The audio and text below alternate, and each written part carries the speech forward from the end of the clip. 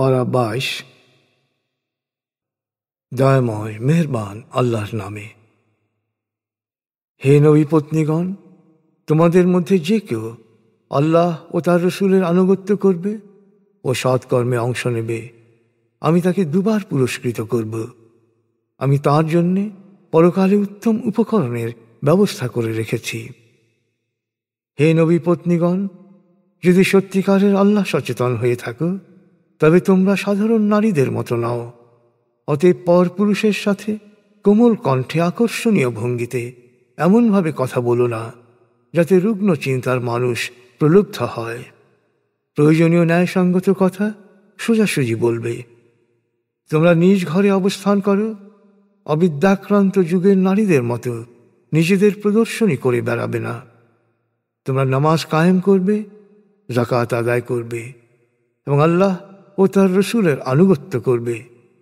আল্লাহ সকল পঙ্কিলতা দূর করে তোমাদেরকে পুত পবিত্র রাখতে চান। তোমাদের ঘরে আল্লাহর প্রজ্ঞাপূর্ণ বাণী ও বিধিবিধান নিয়ে যে আলোচনা হয় তা সব সময় মনে রাখবে। আল্লাহ অতি সূক্ষ্মদর্শী ও সর্ববিষয়ে ওয়াকিবহাল। নিশ্চয়ই সমর্পিত পুরুষ ও নারী, বিশ্বাসী পুরুষ ও নারী, অনুগত পুরুষ ও নারী, সত্যবাদী পুরুষ ও নারী, ধৈর্যশীল পুরুষ ও নারী, বিনয়ী পুরুষ ও নারী, দানশীল পুরুষ ও নারী, রোজা পালনকারী পুরুষ ও নারী, যৌন সংযমী পুরুষ ও নারী, আল্লাহকে বেশি বেশি স্মরণকারী পুরুষ ও নারীদের জন্যে আল্লাহ ক্ষমা ও মহাপুরস্কার প্রস্তুত রেখেছেন। আল্লাহ ও তার রসুল কোনো বিষয় নির্দেশ দিলে বিশ্বাসী পুরুষ ও নারীর সে বিষয়ে ভিন্নমত প্রকাশের কোনো সুযোগ নেই। কেউ আল্লাহ ও তার রসুলকে অমান্য করলে সে নিশ্চিতই পথভ্রষ্ট। স্মরণ করো, হে নবী, আল্লাহ যাকে অনুগ্রহ করেছেন ও তুমি যাকে মমতা দিয়েছ, তাকে তুমি বলেছিলে তুমি তোমার স্ত্রীকে তোমার কাছে রেখো এবং আল্লাহ সচেতন থেকো। তখন তুমি তোমার অন্তরে যা লুকিয়েছিলে আল্লাহ তা প্রকাশ করে দিয়েছেন। তুমি লোকনিন্দার ভয় করেছিলে, অথচ আল্লাহর বিরাগ ভাজন হওয়ার ভয় করাই ছিল তোমার জন্যে অধিক যুক্তিযুক্ত। তারপর জায়েদ যখন জানাবের সাথে বিবাহ সম্পর্ক ছিন্ন করল, তখন আমি তাকে তোমার সাথে বিবাহ সূত্রে আবদ্ধ করলাম। এর কারণ ছিল ভবিষ্যতে বিশ্বাসীদের দত্তক পুত্ররা নিজ স্ত্রীর সাথে বিবাহ সম্পর্ক ছিন্ন করলে সেই রমণীকে বিয়ে করতে বিশ্বাসীদের যেন কোনো বাধা না থাকে। আল্লাহর নির্দেশ অবশ্যই পালিত হবে। আল্লাহ নবীর জন্য যা নির্ধারণ করেছেন তা পূরণ করতে তার কোনো বাধা নেই। পূর্ববর্তী নবীদের জন্য এটাই ছিল আল্লাহর চিরায়ত বিধান। মনে রেখো, প্রত্যেকের সামর্থ্য অনুসারেই তার জন্য আল্লাহর বিধান নির্ধারিত হয়। তারা আল্লাহর বাণী প্রচার করত, আল্লাহর বিরাগ ভাজন হওয়াকে ভয় করত। এছাড়া তাদের মধ্যে আর কোনো ভয় ছিল না। জবাবদিহিতা গ্রহণে আল্লাহই যথেষ্ট। অতএব হে মানুষ, মনে রেখো, মুহাম্মদ তোমাদের মধ্যে কোনো পুরুষের পিতা নয়, বরং সে আল্লাহর রসুল ও শেষ নবী। আল্লাহ সব বিষয়ে সব কিছু জানেন। হে বিশ্বাসীগণ, তোমরা আল্লাহকে বেশি বেশি স্মরণ করো এবং সকাল সন্ধ্যায় তার পবিত্রতা ও মহিমা ঘোষণা করো। তিনি তোমাদের উপর রহমত বর্ষণ করেন, আর ফেরেশতারাও তোমাদের জন্য তার রহমত কামনা করে প্রার্থনা করে, যাতে তোমরা অন্ধকার থেকে আলোর পথে আসতে পারো। নিশ্চয়ই তিনি বিশ্বাসীদের প্রতি অতীব দয়াশীল। বিশ্বাসীরা যেদিন আল্লাহর সাথে সাক্ষাৎ করবে সেদিন তাদেরকে স্বাগত জানানো হবে সালাম বলে। তিনি তাদের জন্যে মহাপুরস্কার প্রস্তুত রেখেছেন। হে নবী, আমি তোমাকে পাঠিয়েছি সত্যের সাক্ষী রূপে, সুসংবাদদাতা ও সতর্ককারী রূপে, আল্লাহর অনুগ্রহে তার দিকে আহ্বানকারী ও আলোকবর্তিকা রূপে। আর হে নবী, তুমি বিশ্বাসীদের সুসংবাদ দাও যে তাদের জন্যে আল্লাহর কাছে রয়েছে অফুরন্ত কল্যাণ। আর তুমি সত্য অস্বীকারী ও মুনাফিকদের পছন্দ অপছন্দকে কোনো গুরুত্ব দিও না। ওদের নিপীড়নমূলক পদক্ষেপকে উপেক্ষা করো এবং আল্লাহর উপর ভরসা রাখো। পরিস্থিতি নিয়ন্ত্রক হিসেবে আল্লাহই যথেষ্ট। হে বিশ্বাসীগণ, তোমরা কোনো বিশ্বাসী নারীকে বিয়ে করার পর তাদেরকে স্পর্শ করার পূর্বেই তালাক দিলে তাদেরকে ইদ্যত পালন করতে বলার কোনো যুক্তি ও সুযোগ নেই। সাথে সাথে সম্মানজনক সামগ্রীর ব্যবস্থা করে সৌজন্যের সাথে তাদের বিদায় দেবে। হে নবী, আমি তোমার জন্য বৈধ করেছি তোমার স্ত্রীদের, যাদের দেনমোহর তুমি প্রদান করেছ। বৈধ করেছি দাসীদের, যাদের আল্লাহ তোমার অধিকারভুক্ত করেছেন। তোমার বিয়ের জন্য বৈধ করেছি তোমার চাচাতো, ফুফাতো, মামাতো, খালাতো বোনদেরকে, যারা তোমার সাথে হিজরত করেছে। এছাড়া কোনো বিশ্বাসী নারী যদি নবীর নিকট নিজেকে নিবেদন করতে চায় এবং নবী তাকে বিয়ে করতে চাইলে সেও বৈধ। এ বিশেষ নিয়মগুলো শুধু তোমার জন্যে, যাতে তোমার কোনো অসুবিধা না হয়। এটি অন্য বিশ্বাসীদের ক্ষেত্রে প্রযোজ্য নয়। বিশ্বাসীদের স্ত্রী ও তাদের দাসীদের ব্যাপারে আমি যা নির্ধারণ করেছি তা পূর্বেই আমি জানিয়েছি। নিশ্চয়ই আল্লাহ অতীব ক্ষমাশীল, পরম দয়ালু। জেনে রাখো, তোমার স্ত্রীদের মধ্য থেকে যাকে ইচ্ছা কিছু সময়ের জন্যে দূরে রাখতে পারো, আবার যাকে ইচ্ছা কাছে আনতে পারো। যাকে দূরে রেখেছ তাকে আবার কাছে আনতেও কোনো দোষ নেই। এই নিয়মে ওদের খুশি করা সহজ হবে, আর মাঝে মাঝে তোমাকে না দেখলেও দুঃখিত হবে না। তখন তুমি তাদেরকে যা দেবে তাতেই তারা তৃপ্ত হবে। শুধু আল্লাহই জানেন তোমার অন্তরে যা আছে। আল্লাহ সর্বজ্ঞ, অতি সহনশীল। এরপর অন্য কোনো নারী বিয়ে করা তোমার জন্যে বৈধ নয়। কারো সৌন্দর্যে মুগ্ধ হলেও তোমার স্ত্রীদের পরিবর্তে অন্য কাউকে স্ত্রীরূপে গ্রহণ করাও বৈধ নয়। তবে অধিকারভুক্ত দাসীদের ব্যাপারে এই নিয়ম প্রযোজ্য নয়। বস্তুত আল্লাহ সব কিছুই নজরে রাখেন। হে বিশ্বাসীগণ, তোমরা বিনা অনুমতিতে নবীর ঘরে প্রবেশ করো না। দাওয়াত দেয়া হলেও এত আগে ঘরে প্রবেশ করবে না, যাতে খাবার তৈরি হওয়ার জন্যে অপেক্ষা করতে হয়। যখন তোমাদের খাবারের জন্য ডাকা হবে তখন প্রবেশ করবে। তারপর খাওয়া শেষ হলে দেরি না করে উঠে পড়বে। কখনো খোশ গল্পে মশগুল হয়েও না, কারণ তা নবীর জন্যে কষ্টদায়ক হতে পারে। কিন্তু সংকোচের কারণে সে তোমাদের উঠে যেতে বলতে পারবে না। কিন্তু আল্লাহ উচিত বিষয়ে শিক্ষা দিতে সংকোচ বোধ করেন না। তোমরা নবী পত্নীদের কাছে কিছু চাইলে পর্দার আড়াল থেকে চাইবে। এই নিয়ম তোমাদের ও তাদের অন্তরের পবিত্রতা গভীর করবে। আল্লাহ রসুলকে কষ্ট দেয়া তোমাদের কারো জন্যই উচিত নয়। আর নবীর মৃত্যুর পর তার পত্নীদের বিয়ে করাও তোমাদের কারো জন্যে বৈধ নয়। আল্লাহর কাছে এটি গুরুতর অপরাধ। মনে রেখো, তোমরা কোনো বিষয় প্রকাশ করো বা গোপন রাখো, আল্লাহ তো সবই জানেন। নবী পত্নীদের জন্যে তাদের পিতা, ছেলে, ভাই, ভাতিজা, ভাগ্নে, পরিচারিকা এবং তাদের অধিকারভুক্ত দাস দাসীদের সামনে যাওয়ার ব্যাপারে কোনো বাধা নেই। কিন্তু হে নবী পত্নীগণ, তোমরা সব সময় আল্লাহ সচেতন থেকো। আল্লাহ তো সবই দেখেন। আল্লাহ ও তার ফেরেশতারা নবীর প্রতি রহমত বর্ষণ করেন। অতএব হে বিশ্বাসীগণ, তোমরাও নবীর ওপর রহমত বর্ষণের জন্য দোয়া করো এবং তার প্রদর্শিত পথে নিজেকে সমর্পিত করো। যারা আল্লাহ ও তার রসুলকে কষ্ট দেয়, আল্লাহ তাদেরকে দুনিয়া ও আখিরাতে লানত করবেন। তিনি তাদের জন্য প্রস্তুত রেখেছেন অপমানকর শাস্তি। যারা বিনা দোষে বিশ্বাসী পুরুষ ও বিশ্বাসী নারীকে কষ্ট দেয়, তারা মিথ্যা অপবাদ ও পাপের বোঝায় ভারাক্রান্ত হবে। হে নবী, তুমি তোমার স্ত্রী, কন্যা ও বিশ্বাসী নারীদের বলো, তারা যেন জনসমক্ষে তাদের চাদরের কিছু অংশ নিজেদের উপর টেনে দেয়।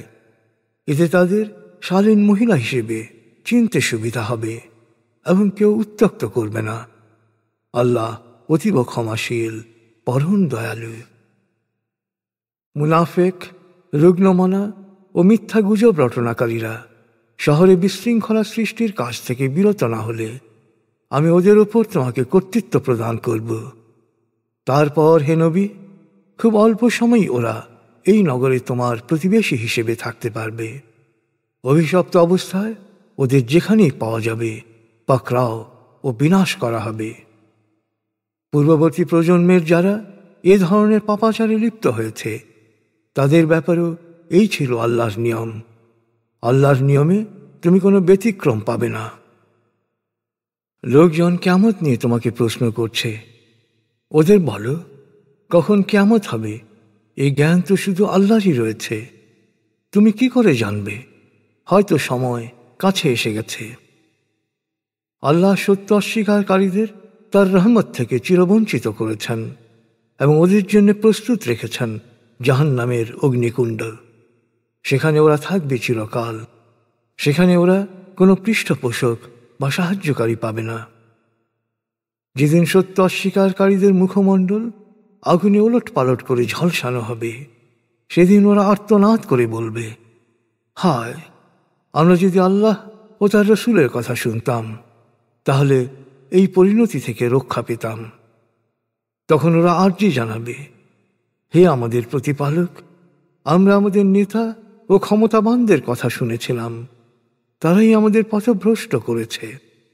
অতএব হে আমাদের প্রতিপালক, তাদের শাস্তি দ্বিগুণ করে দাও এবং কঠিন লানত বর্ষণ করে। হে বিশ্বাসীগণ, সেই বনী ইসরায়েলের মতো হইও না যারা মূসাকে কষ্ট দিয়েছিল। ওদের মিথ্যা রটনা থেকে আল্লাহ তাকে নির্দোষ প্রমাণ করেন। আল্লাহর কাছে সে ছিল মর্যাদামান। হে বিশ্বাসীগণ, আল্লাহ সচেতন থাকো এবং সঠিক কথা বলো, তাহলে তিনি তোমাদের কাজকে কবুল করবেন এবং তোমাদের পাপ মোচন করবেন। যারা আল্লাহ ও তার রসুলের আনুগত্য করে তারা অবশ্যই মহা সাফল্য অর্জন করবে। নিশ্চয়ই আমি মহাকাশ, পৃথিবী ও পর্বতমালার উপর স্বাধীন বিচার বুদ্ধি প্রয়োগের ক্ষমতা আমানত হিসেবে অর্পণ করতে চেয়েছিলাম, কিন্তু তারা শঙ্কিত হয়ে তা গ্রহণে অস্বীকৃতি জানায়। অবশেষে মানুষ তা গ্রহণ করল আর সঠিকভাবে তা ব্যবহার করতে ব্যর্থ হয়ে নিজের উপরেই জুলুম করল। মানুষ বড় জালেম ও বোকা।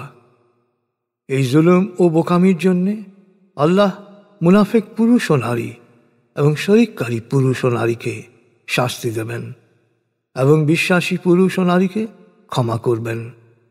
আল্লাহ অতীব ক্ষমাশীল, পরম দয়ালু।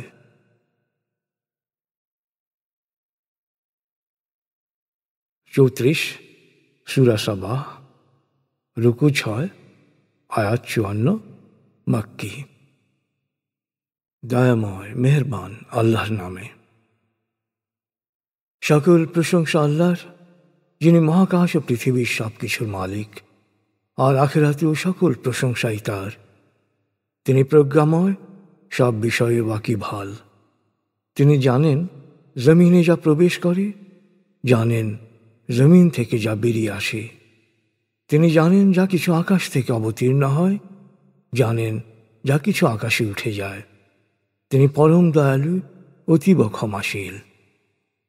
সত্য অস্বীকারীরা বলে, আমরা কখনো মহাবিচারের সম্মুখীন হব না। হে নবী, ওদের বলো, কেন নয়? শপথ আমার প্রতিপালকের, অবশ্যই তোমরা মহাবিচারের সম্মুখীন হবে। নিশ্চয়ই আমার প্রতিপালক মানুষের বুদ্ধির অগম্য সকল বিষয় ভালোভাবেই জানেন। মহাকাশ ও পৃথিবীর মাঝে অবস্থিত অনুপরিমাণ বা তার চেয়ে ক্ষুদ্র বা বৃহৎ কোনো কিছুই তাঁর অগোচর নয়। এ সব কিছুই লিপিবদ্ধ আছে সুস্পষ্ট কিতাবে। মহাবিচার অবশ্যম্ভাবী, কারণ হচ্ছে তিনি বিশ্বাসী ও সৎকর্মশীলদের পুরস্কৃত করবেন। এদের জন্যই অপেক্ষা করছে ক্ষমা ও উত্তম বর্ণাঢ্য জীবন উপকরণ। পক্ষান্তরে নিজেদের খেয়াল খুশির প্রাধান্য প্রতিষ্ঠার জন্যে যারা আমার বাণীর বিরুদ্ধাচরণ করে, তাদের জন্য অপেক্ষা করছে কঠিন যন্ত্রণাদায়ক শাস্তি। হে নবী, জ্ঞানপ্রাপ্তরা ভালোভাবেই জানে যে তোমার উপর তোমার প্রতিপালকের কাছ থেকে যা নাজিল হয়েছে তা সত্য। এবং তা মানুষকে মহাপরাক্রমশালী, সদা প্রশংসিত আল্লাহর পথ প্রদর্শন করে। সত্য অস্বীকারীরা তাদের সমমনাদের সাথে তামাশা করে বলে, আমরা কি তোমাদের এমন ব্যক্তির সন্ধান দেব যে বলে, তোমাদের দেহ সম্পূর্ণ ছিন্ন বিচ্ছিন্ন ধূলিকণা হয়ে গেল, তোমাদেরকে নতুন সৃষ্টিরূপে পুনরুত্থিত করা হবে? হয় সে আল্লাহ সম্পর্কে মিথ্যা বলছে, অথবা সে উন্মাদ। না, এ সত্য নয়। বরং যারা আখিরাতে জবাবদিহিতায় বিশ্বাস করে না, তারাই ঘোর বিভ্রান্তিতে রয়েছে। তারা পাবে চরম শাস্তি। ওরা কি ওদের সামনে ও পেছনে, মহাকাশ ও পৃথিবীতে যা কিছু আছে তার প্রতি লক্ষ্য করে না? আমি ইচ্ছে করলে জমিন ওদের গ্রাস করে ফেলতে পারি। আকাশের অনেক কিছু খণ্ডে খণ্ডে ওদের ওপর ভেঙে পড়তে পারে। এর মধ্যে অবশ্যই শিক্ষণীয় নিদর্শন রয়েছে সেই বান্দাদের জন্যে যারা অনুশোচনা করে তাঁর দিকে ফিরে আসে। আমি দাউদকে বিপুল অনুগ্রহ সম্পদে ধন্য করেছিলাম এবং আদেশ করেছিলাম, হে পর্বতমালা ও বিহঙ্গকুল, তোমরা দাউদের সাথে আমার পবিত্রতা ও মহিমা ঘোষণা করো। আমি লোহাকে তার জন্য নমনীয় করেছিলাম। বলেছিলাম, এ দিয়ে তুমি প্রশস্ত বর্ম তৈরি করো, কড়াসমূহ যথাযথভাবে সংযুক্ত করো আর সৎকর্ম করো। তোমরা যা করো আমি তার সম্যক দ্রষ্টা। আর আমি বায়ুকে সুলাইমানের অধীন করে দিয়েছিলাম। এর সকালের যাত্রা ছিল 1 মাসের, আর বিকেলের যাত্রাও 1 মাসের। আমি তার জন্যে গলিত তামার ঝর্ণা প্রবাহিত করেছিলাম। প্রতিপালকের নির্দেশক্রমে বহু জিন তার জন্যে কাজ করত। জিনদের মধ্যে কেউ নির্দেশনা অমান্য করলে তার জন্যে বরাদ্দ ছিল জ্বলন্ত আগুনের শাস্তি। ওরা সুলাইমানের ইচ্ছানুসারে বিশাল বিশাল ভবন, ভাস্কর্য ও পানির চৌবাচ্চা সদৃশ পাত্র এবং সুদৃঢ়ভাবে স্থাপিত বিশাল বিশাল ড্যাগ নির্মাণ করেছে। আমি বলেছিলাম, হে দাউদ পরিবার, তোমরা সকলে শুকরিয়া হিসেবে সৎকর্ম করতে থাকো। আর মনে রেখো, আমার বান্দাদের মধ্যে সত্যিকার শুকরগুজারির সংখ্যা খুব কম। আমি যখন সুলাইমানের মৃত্যু ঘটালাম, তখন ঘুন পোকা তার মৃত্যুর খবর জানালো। সে লাঠিতে ভর দিয়ে দাঁড়িয়েছিল। ঘুন পোকা তার লাঠিটি খেয়ে ফেলায় সে মাটিতে পড়ে গেল। তখন জিনরা বুঝতে পারল সে মারা গেছে। হে মানুষ, জিনরা যদি গায়েবের খবর জানত, তবে এত দীর্ঘ সময় তারা এই কষ্টকর কাজে আটকে থাকত না। সাবাবাসীদের জন্যে আমার মহিমার নিদর্শন হিসেবে তাদের বাসভূমিতে ছিল দিগন্ত প্রসারিত 2 সারি বাগান, একটি রাস্তার ডান দিকে, একটি বাম দিকে। তাদের বলা হয়েছিল, তোমরা তোমাদের প্রতিপালকের দেয়া রিজিক ভোগ করো এবং তার প্রতি কৃতজ্ঞতা প্রকাশ করো। চমৎকার দেশ তোমাদের, আর তোমাদের প্রতিপালক অতীব ক্ষমাশীল। পরে ওরা আল্লাহর আদেশ অমান্য করলে আমি ওদেরকে বাঁধ ভাঙ্গা বন্যায় ভাসিয়ে দিলাম। ওদের সেই চিত্তহারী রসালো ফলের বাগান পরিণত হল এক পরিত্যক্ত জংলাভূমিতে, যাতে উৎপন্ন হতে লাগল তেতো স্বাদযুক্ত ফলমূল, ঝাউ গাছ আর বন্যকুল। আমি ওদেরকে এ শাস্তি দিয়েছিলাম সত্য অস্বীকার করার জন্যে। অকৃতজ্ঞ ছাড়া কাউকেই আমি এমন শাস্তি দেই না। পতনের আগে ওদের ও আমার অনুগ্রহীত জনপদগুলোর মাঝে বহু দৃশ্যমান জনপদ স্থাপন করেছিলাম। সেসব জনপদে ভ্রমণের ও মাঝে মাঝে বিশ্রামের জায়গার ব্যবস্থা করেছিলাম। ওদেরকে বলেছিলাম, তোমরা এসব জনপদে দিনে বা রাতে নিরাপদে ভ্রমণ করতে পারো। কিন্তু ওরা বলল, আমাদের প্রতিপালক ভ্রমণকালে বিশ্রামের এক স্থান থেকে অন্য স্থানের দূরত্ব বাড়িয়ে দিয়েছেন। এভাবে অকৃতজ্ঞতা প্রকাশ করে ওরা নিজেরাই নিজেদের উপর জুলুম করল। ফলে আমি ওদেরকে কাহিনীর বিষয়বস্তুতে পরিণত করলাম। ওরা ছিন্ন বিচ্ছিন্ন হয়ে চারদিকে ছড়িয়ে পড়ল। নিশ্চয়ই এতে প্রত্যেক ধৈর্যশীল ও শুকরগুজার মানুষের জন্য শিক্ষণীয় নিদর্শন রয়েছে। ওদের সম্পর্কে শয়তানের ধারণাই সত্য হল, বিশ্বাসীদের একটি দল ছাড়া বাকি সবাই ইবলিসের অনুসরণ করল। সত্যিকার বিশ্বাসীদের ওপর শয়তান কোনো প্রভাব বিস্তার করতে পারেনি। আসলে কারা আখিরাতের জবাবদিহিতায় বিশ্বাসী আর কারা সন্দিহান, বাস্তবে তা যাচাই করে দেখাই এর উদ্দেশ্য।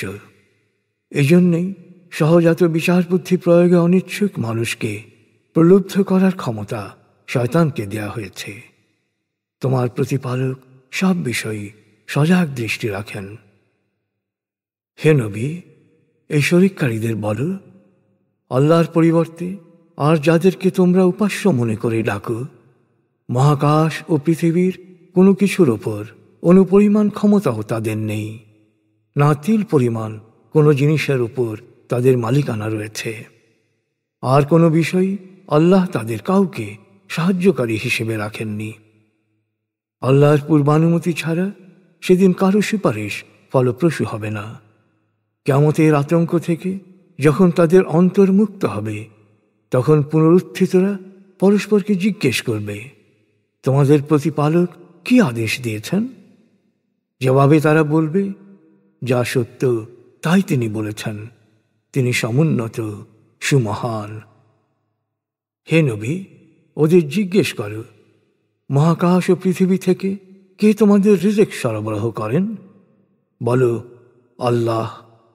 এখন নিশ্চিতই তোমাদের ও আমাদের মধ্যে এক পক্ষ সঠিক পথে আর অন্য পক্ষ সুস্পষ্ট বিভ্রান্তিতে নিমজ্জিত রয়েছে। বলো, আমাদের কোনো অপরাধের জন্য তোমাদের জবাবদিহি করতে হবে না, আর তোমরা যা করছো সে ব্যাপারেও আমাদের কাছে কেউ কৈফিয়ত চাইবে না। বলো, আমাদের প্রতিপালক মহাবিচার দিবসে সবাইকে সমবেত করবেন এবং তিনি আমাদের বিষয়ে সঠিকভাবে ফয়সলা করবেন। তিনি শ্রেষ্ঠ বিচারক, সর্বজ্ঞ। হে নবী, শরিককারীদের বলো, তোমরা আল্লাহর সাথে যাদের শরিক করছো তাদেরকে এনে দেখাও। না, পারবে না, কারণ তার কোনো শরিক নেই। আল্লাহ মহাপরাক্রমশালী, প্রজ্ঞাময়। হে নবী, আমি তোমাকে সমগ্র মানব জাতির জন্যে সুসংবাদদাতা ও সতর্ককারী হিসেবে প্রেরণ করেছি, কিন্তু অধিকাংশ মানুষই তা বোঝে না। তাই তারা প্রশ্ন করে, তোমরা যদি সত্যবাদী হও তবে বলো, পুনরুত্থান ও মহাবিচারের প্রতিশ্রুতি কবে পূরণ হবে? ওদের বলো, তোমাদের জন্যে সময় নির্ধারিত রয়েছে, যা তোমরা এক মুহূর্ত পেছাতেও পারবে না, না পারবে তা এগিয়ে আনতে। সত্য অস্বীকারীরা বলে, আমরা এই কোরআন কখনো বিশ্বাস করব না, পূর্ববর্তী কোনো কিতাবও মানব না। হে নবী, মহাবিচার দিবসে এই জালেমদের অবস্থা যদি তুমি দেখতে, যখন ওদেরকে প্রতিপালকের সামনে হাজির করা হবে, তখন ওরা পরস্পরকে দোষারোপ করতে থাকবে।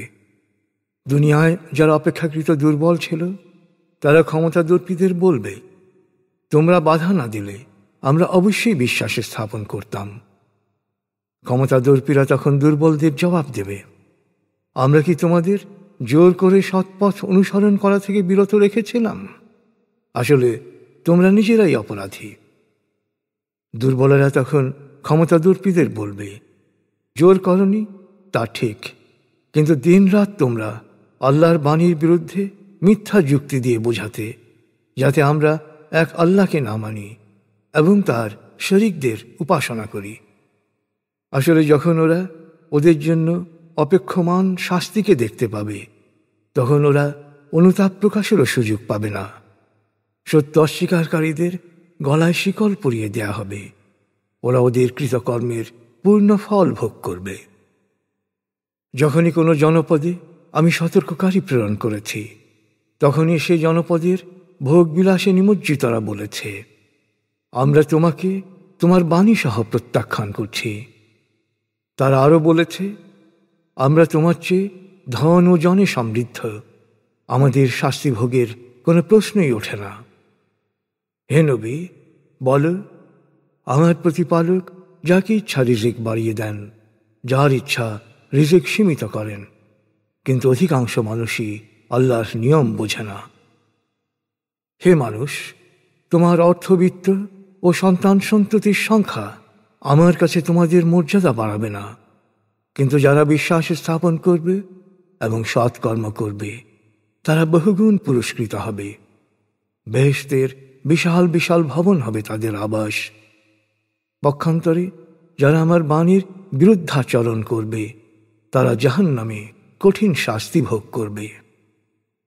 হে নবী, বল, আমার প্রতিপালক তার বান্দাদের মধ্য থেকে যাকে ইচ্ছা রিজিক বাড়িয়ে দেন বা সীমিত করেন।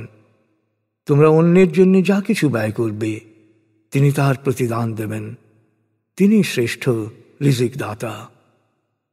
যারা এখন সত্য অস্বীকার করছে ওদের সকলকে যেদিন আল্লাহ সমবেত করবেন সেদিন ফেরেশতাদের জিজ্ঞেস করবেন, ওরা কি তোমাদেরই উপাসনা করত? ফেরেশতারা জবাবে বলবে, তুমি মহাপবিত্র, আমাদের সম্পর্ক তোমারই সাথে, ওদের সাথে নয়। ওরা জিনদের উপাসনা করত, অধিকাংশই অন্ধভাবে ওদের বিশ্বাস করত। তখন আমি বলবো, আজ তোমাদের অর্থাৎ উপাসক ও উপাস্য কারোরই একে অন্যের উপকার কিংবা অপকার করার সামর্থ্য নেই। অতএব হে সীমা লঙ্ঘনকারীরা, তোমরা জাহান্নামের যে শাস্তিকে মিথ্যা মনে করতে, আজ তার স্বাদ নাও। হায় সত্য অস্বীকারীদের কাছে যখনই আমার বাণী সুস্পষ্টভাবে পেশ করা হয়েছে তখনই ওরা পরস্পরকে বলেছে, এ লোকই তো তোমাদের পূর্বপুরুষদের উপাস্যের উপাসনা করতে বাধা দিতে চায়। ওরা আরও বলে, কোরআন তো মন গড়া মিথ্যা ছাড়া কিছু নয়। সুস্পষ্ট সত্য সামনে উদ্ভাসিত হওয়ার পরও ওরা বলে, এ তো স্রেফ জাদু। আমি এর আগে ওদের কাছে কোনো কিতাব পাঠাইনি যা ওরা পড়তে পারে, না তোমার আগে কোনো সতর্ককারী পাঠিয়েছি। ওদের পূর্ববর্তীরাও সত্যকে প্রত্যাখ্যান করেছিল। তাদেরকে যে বৈষয়িক সমৃদ্ধি দিয়েছিলাম তার 1/10 মক্কার অধিবাসীরা অর্জন করতে পারেনি। কিন্তু আমার নবীকে প্রত্যাখ্যান করায় কত ভয়ঙ্কর শাস্তি পেয়েছিল ওদের পূর্বসূরীরা। হে নবী, ওদের বল, আমি তোমাদের একটিমাত্র পরামর্শ দিচ্ছি, এককভাবে বা যৌথভাবে আল্লাহর সামনে সচেতন হয়ে দাঁড়াও, নিজের গভীরে ধ্যানে নিমগ্ন হও। তাহলেই উপলব্ধি করতে পারবে তোমাদের সঙ্গী আদৌ উন্মাদ নয়। আসন্ন কঠিন শাস্তি সম্পর্কে সে একজন সতর্ককারী মাত্র। হে নবী, বলো, আমি তো তোমাদের কাছ থেকে কোনো প্রতিদান চাইনি। আমার পুরস্কার রয়েছে আল্লাহর কাছে, তিনি সর্বদ্রষ্টা। বলো, আমার প্রতিপালক অসত্যের বিনাশে সত্য নাজিল করেছেন। মানবীয় বুদ্ধির অগম্য সব বিষয়েরই তিনি পরিজ্ঞাতা।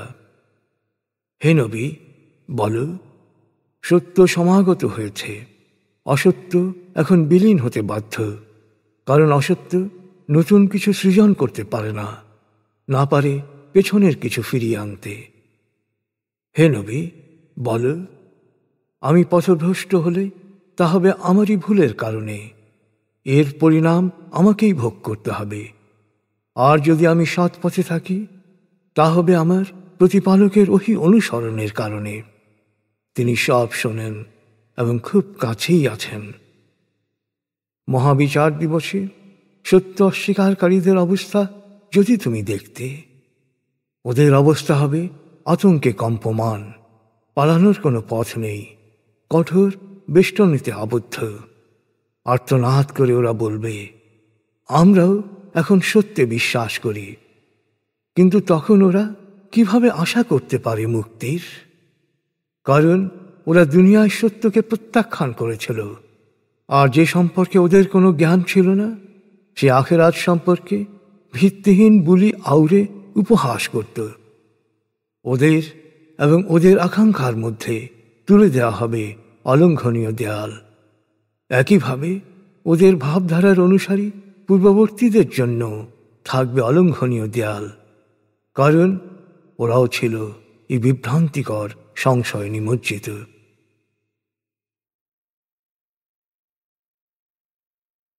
35 সূরা ফাতির, রুকু 5, আয়াত 45, মক্কি। দয়াময় মেহেরবান আল্লাহর নামে। সকল প্রশংসা শুধু আল্লাহর, যিনি মহাকাশ ও পৃথিবীর স্রষ্টা, যিনি 2, 3 বা 4 জোড়া ডানা বিশিষ্ট, অর্থাৎ বহুমুখী পন্থা ও গতিবেগ সম্পন্ন ফেরেশতাদের বাণীবাহক বানিয়েছেন। নিরবচ্ছিন্নভাবে তিনি তাঁর সৃষ্টির সাথে যা ইচ্ছা সংযোজন করেন। আল্লাহ সর্ববিষয়ে সর্বশক্তিমান। আল্লাহ তার রহমতের দ্বার কারো জন্য খুলে দিলে তা বন্ধ করার কেউ নেই, আর তিনি যদি দ্বার রুদ্ধ করে দেন তবে তা খোলার ক্ষমতাও কারো নেই। তিনি মহাপরাক্রমশালী, প্রজ্ঞাময়। হে মানুষ, তোমাদের প্রতি আল্লাহর নিয়ামতের কথা স্মরণ করো। আল্লাহ ছাড়া কি অন্য কোনো স্রষ্টা আছে যে তোমাদের আকাশ ও পৃথিবী থেকে রিজিক দান করেন? তিনি ছাড়া আর কোনো উপাস্য নেই। তারপরও কেন তোমরা আত্মপ্রবঞ্চনা করছ?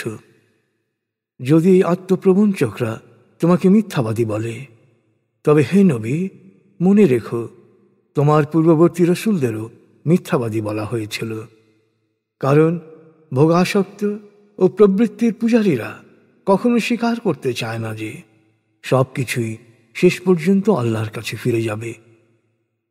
হে মানুষ, আল্লাহর প্রতিশ্রুত পুনরুত্থান এক অনিবার্য সত্য। অতএব পার্থিব জীবনের মোহে যেন আটকে না পড়ো, এবং আত্মপ্রবঞ্চনামূলক ধ্যান ধারণা যেন তোমাদেরকে ধোঁকায় না ফেলে। আসলে শয়তান তোমাদের শত্রু, অতএব তাকে শত্রু হিসেবেই গ্রহণ করো। সে তো তার দলবলকে প্রলুব্ধ করে যাতে তাদের শেষ ঠিকানা হয় জাহান্নামের লেলিহান শিখা। মনে রেখো, যারা সত্যকে অস্বীকার করবে তাদের জন্য অপেক্ষা করবে কঠিন আযাব, আর যারা বিশ্বাস স্থাপন করবে এবং সৎকর্ম করবে তাদের জন্য রয়েছে ক্ষমা ও মহাপুরস্কার। কারো কাছে যদি তার মন্দ কাজই আকর্ষণীয় হয়ে ওঠে, তবে সে শেষ পর্যন্ত সেই মন্দ কাজকেই ভালো মনে করতে শুরু করে। আসল সত্য হচ্ছে, যে বিভ্রান্তির পথে চলার ইচ্ছা করে আল্লাহ তাকে বিভ্রান্তিতে নিমজ্জিত হতে দেন, আর যে সৎ পথে চলার ইচ্ছা করে আল্লাহ তাকে সৎ পথ দেখান। অতএব হে নবী, ওদের জন্য কষ্ট পেয়ে নিজেকে নিঃশেষ করো না। ওরা যা করে আল্লাহ তা ভালোভাবেই জানেন। মনে রেখো, আল্লাহ বায়ু প্রেরণ করেন, তা দিয়ে মেঘমালাকে সঞ্চালিত করেন নিষ্প্রাণ ভূখণ্ডের দিকে। এর মাধ্যমে তিনি প্রাণহীন জমিনে জীবনের বিকাশ ঘটান। মৃত মানুষের পুনরুত্থানও হবে এভাবে। কেউ সম্মান ও ক্ষমতা চাইলে তার জানা থাকা উচিত, সমস্ত সম্মান ও ক্ষমতা শুধু আল্লাহর। ভালো কথা ও ভালো কাজকে তিনি কবুল করেন, আর যারা মন্দ কাজে চক্রান্ত করে তাদের জন্য অপেক্ষা করছে কঠিন শাস্তি। কুচক্রীদের চক্রান্ত ব্যর্থ হবেই। মনে রেখো, আল্লাহ তোমাদের মাটি থেকে সৃজন করেছেন, তারপর শুক্রবিন্দু থেকে, তারপর করেছেন যুগল। আল্লাহর অজান্তে কোনো নারী গর্ভধারণ করে না বা সন্তানও প্রসব করে না। কিতাবের লেখার বাইরে কারো আয়ু বৃদ্ধি করা হয় না বা কারো আয়ু কমানোও হয় না, আর আল্লাহর জন্য কাজটি খুবই সহজ। একই ধরনের অথবা বৈপরীত্য সৃষ্টি করা তার জন্য খুবই সহজ। সে কারণে দেখো, পানির দুটি ধারা একরকম নয়। একটির পানি সুমিষ্ট ও সুপেয়, অপরটি লবণাক্ত বিস্বাদ। দুটি থেকেই তোমরা তাজা মাছ খাও এবং পরিধানের জন্যে রত্ন আহরণ করো।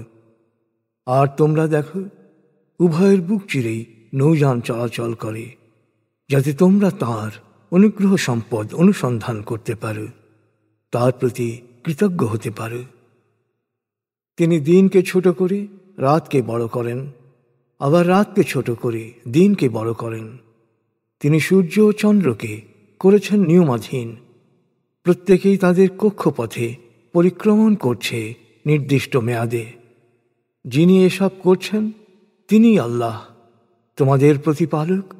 সকল কর্তৃত্ব ও আধিপত্য তারই। তোমরা আল্লাহর পরিবর্তে উপাস্য হিসেবে যাদেরকে ডাকো, খেজুরের তুচ্ছ খোসার উপরও তাদের কোনো কর্তৃত্ব নেই। এই উপাস্যদের ডাকলেও তারা তোমাদের ডাক শুনতে পাবে না, যদিও বা শোনে তবুও সাড়া দিতে সক্ষম হবে না। আর মহাবিচার দিবসে তারা তোমাদের এই শরিক করাকে প্রত্যাখ্যান করবে। সর্বজ্ঞ আল্লাহর ন্যায় কেউই তোমাদের আসল সত্য অবহিত করতে পারবে না। হে মানুষ, তোমরা তো আল্লাহর মুখাপেক্ষী, কিন্তু আল্লাহ তো অভাবমুক্ত, সদা প্রশংসিত। তিনি ইচ্ছা করলে তোমাদের বিলুপ্ত করে নতুন কোনো সৃষ্টিকে তোমাদের স্থলাভিষিক্ত করতে পারেন। এটি আল্লাহর জন্যে মোটেই কোনো কঠিন কাজ নয়। মহাবিচার দিবসে কেউ কারো পাপের বোঝা বইবে না। কারো পাপের বোঝা ভারী হলে সেই বোঝা বহন করার জন্যে কাউকে ডাকলেও সে এগিয়ে আসবে না, এমনকি কোনো নিকটাত্মীয় না। হে নবী, তুমি শুধু তাদেরকেই সতর্ক করতে পারো যারা না দেখেও প্রতিপালক সম্পর্কে সচেতন থাকে এবং নামাজ কায়েম করে। যে ব্যক্তি নিজেকে পরিশুদ্ধ করে সে তা করে নিজের কল্যাণের জন্যে। আল্লাহর কাছেই সবাইকে ফিরে যেতে হবে। দৃষ্টিহীন ও দৃষ্টিমান, অন্ধকার ও আলো, প্রখর রোদ ও সুশীতল ছায়া কখনো সমান হতে পারে না, তেমনি জীবিত ও মৃত কখনো সমান নয়। অতএব হে নবী, মনে রেখো, আল্লাহ যে কাউকে ইচ্ছা করলে শোনাতে পারেন, কিন্তু যাদের অন্তর শীতল হয়ে গেছে কবরে শায়িত মৃতদের মতো, তাদেরকে তুমি কথা শোনাতে পারবে না। হে নবী, তুমি তো একজন সতর্ককারী মাত্র। আমি তোমাকে সত্য সহ সুসংবাদদাতা ও সতর্ককারী হিসেবে প্রেরণ করেছি। এমন কোনো সম্প্রদায় নেই যেখানে আমি আমার সতর্ককারী পাঠাইনি। অতএব ওরা যদি তোমাকে প্রত্যাখ্যান করে তাতে দুঃখ করো না। তোমার পূর্বেও অনেক সম্প্রদায়ের কাছে সত্যের সুস্পষ্ট প্রমাণ, সমুজ্জ্বল ওহী এবং প্রজ্ঞাপূর্ণ কিতাব সহ রসুল পাঠিয়েছিলাম, কিন্তু সেই সম্প্রদায়গুলো তাদের রসুলকে প্রত্যাখ্যান করেছিল। তারপর সত্য অস্বীকারীদের শাস্তি দিয়েছিলাম। অনুসন্ধান করে দেখো আমার শাস্তি ছিল কত কঠিন। তোমরা কি লক্ষ্য করো না, আল্লাহ আকাশ থেকে বৃষ্টি বর্ষণ করেন, তা দিয়ে উৎপন্ন করেন নানা রঙের ফলমূল। তেমনি পাহাড়ের পাথরেও রয়েছে সাদা, লাল, কালো ও নানা রঙের সমাহার। একইভাবে সৃষ্টি করা হয়েছে নানা বর্ণের মানুষ, জীবজন্তু ও গৃহপালিত পশু। আল্লাহর বান্দাদের মধ্যে যারা তাদের জ্ঞান ব্যবহার করে তারাই আল্লাহ সচেতন হয়। নিশ্চয়ই আল্লাহ মহাপরাক্রমশালী, অতীব ক্ষমাশীল। যারা আল্লাহর কিতাব অনুসরণ করে, নামাজ কায়েম করে এবং আমি তাদের যে জীবন উপকরণ দিয়েছি তা থেকে প্রকাশ্যে ও গোপনে দান করে, তারাই সফল বিনিয়োগকারী, কারণ তিনি তাদের কর্মের পূর্ণ প্রতিফল দেবেন। এর সাথে নিজের অনুগ্রহ ভাণ্ডার থেকে বহুগুণ পুরস্কার দেবেন। আল্লাহ অতীব ক্ষমাশীল, মহাগুণগ্রাহী। আমি তোমার উপর যে কিতাব নাজিল করেছি তা সত্য এবং তা পূর্ববর্তী কিতাবসমূহের সত্যায়ক। মনে রেখো, নিশ্চয়ই আল্লাহ তার বান্দাদের প্রয়োজন সম্পর্কে সচেতন এবং সব কিছুর উপর দৃষ্টি রাখেন। আমি আমার বান্দাদের মধ্য থেকে কিতাবের উত্তরাধিকারী মনোনীত করেছিলাম। এখন তাদের মধ্যে কেউ নিজের উপর জুলুমকারী, কেউ ভালো মন্দের মাঝামাঝি, আর কেউ আল্লাহর ইচ্ছায় সৎকর্মে অগ্রগামী। নিশ্চয়ই এ এক মহা অনুগ্রহ। অনুগ্রহপ্রাপ্তরা আখিরাতে প্রবেশ করবে স্থায়ী জান্নাতে। সেখানে তারা রেশমি পোশাকে, রত্নমুক্ত খচিত স্বর্ণালঙ্কারে ভূষিত থাকবে। জান্নাতে প্রবেশ করেই তারা বলবে, সকল প্রশংসা আল্লাহর, যিনি আমাদের সকল অভাব দূর করে দিয়েছেন। নিশ্চয়ই আমাদের প্রতিপালক অতীব ক্ষমাশীল, মহাগুণগ্রাহী, যিনি বিশেষ অনুগ্রহ করে স্থায়ী আবাস দিয়েছেন, যেখানে কোনো কষ্ট বা ক্লান্তি আমাদের স্পর্শ করে না। কিন্তু যারা সত্যকে অস্বীকার করে তাদের জন্য রয়েছে জাহান্নামের অগ্নিকুণ্ড। ওদের মৃত্যুর আদেশও দেয়া হবে না যে ওরা মরবে, আর শাস্তিও কমানো হবে না। আমি এভাবেই প্রত্যেক অকৃতজ্ঞকে শাস্তি দিয়ে থাকি। জাহান্নামে ওরা চিৎকার করে বলবে, হে আমাদের প্রতিপালক, দয়া করে আমাদের রেহাই দাও।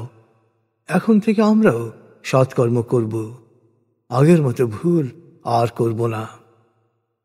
জবাবে আল্লাহ ওদেরকে বলবেন, আমি কি তোমাদের যথেষ্ট দীর্ঘ জীবন দেইনি?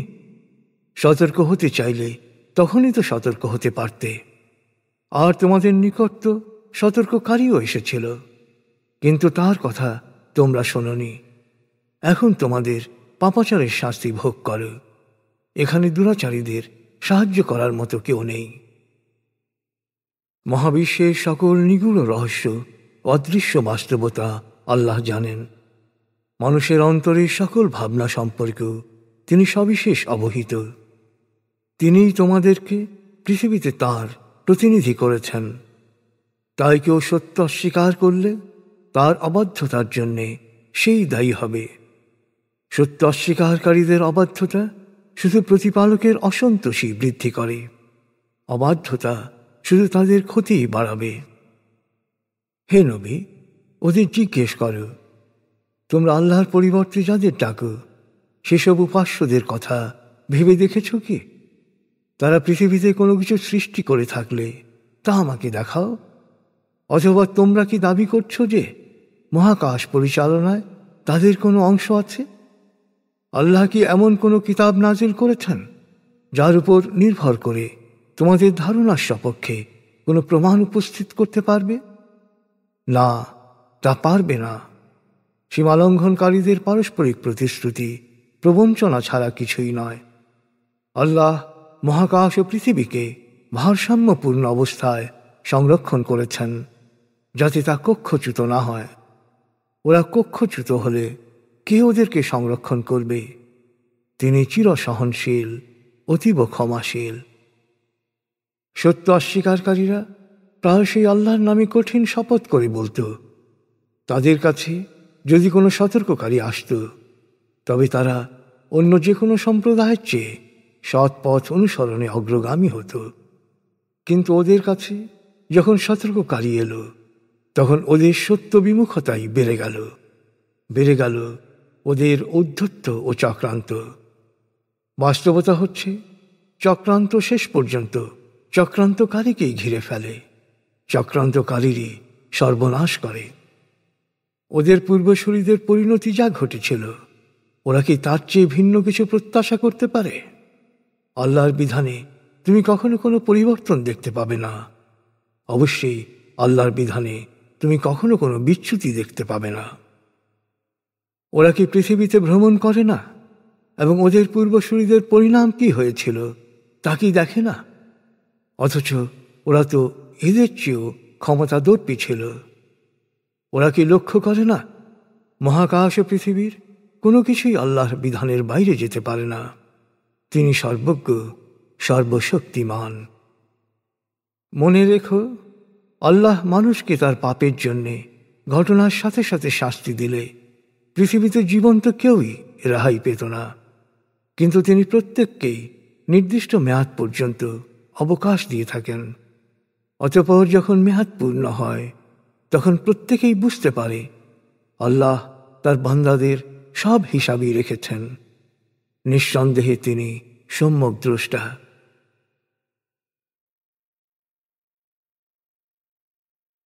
36 সূরা ইয়াসিন, রুকু 5, আয়াত 83, মক্কি। দয়াময় মেহেরবান আল্লাহর নামে। ইয়াসিন। সাক্ষী এই প্রজ্ঞাময় কোরআন, তুমি অবশ্যই রসূলদের একজন। তুমি নির্ভুল সত্য পথের অনুসারী। মহাপরাক্রমশালী পরম দয়াময় আল্লাহর কাছ থেকে এ কিতাব অবতীর্ণ হয়েছে, যাতে তুমি এমন এক জাতিকে সতর্ক করতে পারো যাদের বাপদাদাদের ইতিপূর্বে সতর্ক করা হয়নি, ফলে তারা সত্য মিথ্যার ব্যাপারে অসচেতন। তবে সহজাত বিচার বুদ্ধি প্রয়োগ না করায় এরা বিশ্বাস স্থাপন করবে না। ওদের অধিকাংশের জন্যই শাস্তি অবধারিত। আমি ওদের গলায় চিবুক পর্যন্ত বেরি পড়িয়েছি, ফলে তারা ঊর্ধ্বমুখী হয়ে আছে। আমি ওদের সামনে ও পেছনে দেয়াল তুলে দিয়েছি এবং ওদের দৃষ্টিকে পর্দা দিয়ে ঢেকে দিয়েছি, ফলে তারা সত্যকে দেখতে ও বুঝতে পারে না। তুমি ওদের সতর্ক করো আর না করো, ওদের কাছে দুটোই সমান। ওরা বিশ্বাস স্থাপন করবে না। হে নবী, তুমি শুধু তাদেরকেই সতর্ক করতে পারবে যাদের হৃদয় সত্য শুনতে প্রস্তুত এবং না দেখেও যারা করুণাময় আল্লাহ সম্পর্কে সচেতন। তাদের তুমি ক্ষমা ও মহাপুরস্কারের সুসংবাদ দাও। আমি অবশ্যই একদিন মৃতকে জীবিত করব, আর তাদের সব কর্মকাণ্ডের বিবরণ লিপিবদ্ধ করা হচ্ছে এবং তাদের সব ভালো মন্দের নিদর্শন সুস্পষ্টভাবে সংরক্ষিত হচ্ছে বিশেষ প্রক্রিয়ায়। হে নবী, দৃষ্টান্ত হিসেবে ওদের কাছে বর্ণনা করো সেই জনপদের কথা যেখানে রসূল এসেছিল। আমি ওদের কাছে 2 জন রসূল পাঠিয়েছিলাম। ওরা 2 জনকেই মিথ্যেবাদী বলে ঘোষণা করল। তখন এদের সাহায্যের জন্যে 3য় জনকে পাঠালাম। তখন তারা সবাই বলল, আমরা তোমাদের কাছে রসূল হিসেবে প্রেরিত হয়েছি। ওরা বলল, তোমরা তো আমাদের মতোই মানুষ। দয়াময় আল্লাহ কিছুই প্রেরণ করেননি, তোমরা শুধু শুধু মিথ্যে বলছ। তারা জবাবে বলল, আমাদের প্রতিপালক জানেন আমরা নিঃসন্দেহে তোমাদের কাছে রসূল হিসেবে প্রেরিত হয়েছি, আর সত্যের বাণী সুস্পষ্টভাবে পৌঁছে দেয়াই হচ্ছে আমাদের দায়িত্ব। জনপদের অধিবাসীরা তখন হুমকি দিল, আমরা তোমাদেরকে অশুভ অমঙ্গলের কারণ মনে করি। তোমরা তোমাদের প্রচারণা থেকে বিরত না হলে আমরা তোমাদেরকে পাথর মেরে হত্যা করব ও কঠিন শাস্তি দেব। রসূলরা জবাবে বলল, তোমাদের অকল্যাণ তোমাদের সাথেই সম্পৃক্ত। তোমাদের বিবেকের কাছে সত্যের বাণী পৌঁছে দেয়াকেই কি তোমরা অশুভ মনে করছ? হায়, আসলে তোমরা নিজেরাই সীমা লঙ্ঘন করছ, নিজেদের অমঙ্গল ডেকে আনছ। এর মধ্যেই জনপদের এক প্রান্ত থেকে একজন ছুটে এসে বলল, হে আমার সম্প্রদায়, তোমরা রসূলদের অনুসরণ করো। এরা সত্য পথের অনুসারী, আর এরা তো তোমাদের কাছে কোনো প্রতিদান চায়নি, তাই এদের নিঃসংকোচে অনুসরণ করো।